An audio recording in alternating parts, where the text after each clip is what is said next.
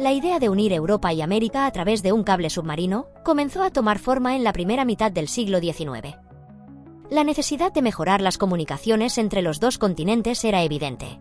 Las cartas tardaban semanas en cruzar el océano, lo cual limitaba el comercio y la diplomacia. Fue el ingeniero irlandés Mackenzie King quien en la década de 1850 vio la posibilidad de establecer un enlace telegráfico directo mediante un cable sumergido. El emprendedor norteamericano Cyrus Westfield se convirtió en un actor clave en la realización de esta audaz visión.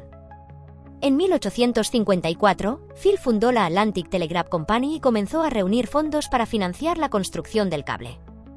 Su objetivo era crear una conexión que permitiera transmitir mensajes instantáneamente entre los dos continentes.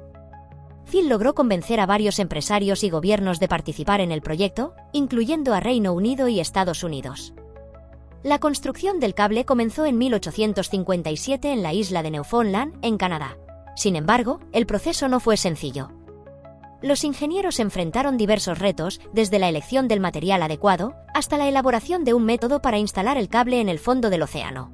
Se utilizaron conductores de cobre recubiertos de gutapercha, un material aislante, para asegurar la transmisión de señales. El cable llevó meses de trabajo y varias expediciones, siendo finalmente tendido a lo largo de más de 3.000 kilómetros de océano, una hazaña nunca antes lograda. El 5 de agosto de 1858, tras años de esfuerzo, se realizó el primer intento exitoso de establecer comunicación a través del cable. Un mensaje fue enviado desde Irlanda a Terranova, marcando un momento histórico en las comunicaciones globales. Este éxito fue celebrado en ambos lados del Atlántico, y el mundo presenció cómo la comunicación había dado un salto exponencial. Sin embargo, la alegría fue fugaz. A pesar de ser inaugurado con bombos y platillos, el cable tuvo problemas técnicos que hicieron que su funcionalidad fuera inestable.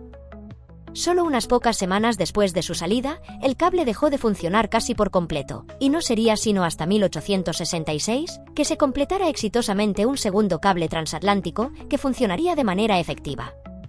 A pesar de su breve éxito inicial, el cable transatlántico de 1858 sentó las bases para futuras conexiones. Este desarrollo tuvo implicaciones profundas, facilitó el comercio internacional, mejoró la comunicación entre los gobiernos y permitió una mayor coordinación en cuestiones de seguridad y defensa. El legado de Phil y sus colaboradores perdura hasta hoy. La innovación que representó el cable transatlántico marca el inicio de una nueva era en la comunicación global.